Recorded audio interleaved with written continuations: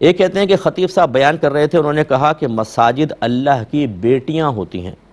تو لوگوں نے ان پہ شرک کا فتویٰ دے دیا کہ آپ نے تو شرک کر دیا اور ان کے پیچھے نماز نہ پڑھی۔ خطیب صاحب کا ایسا بولنا کیسا ہے؟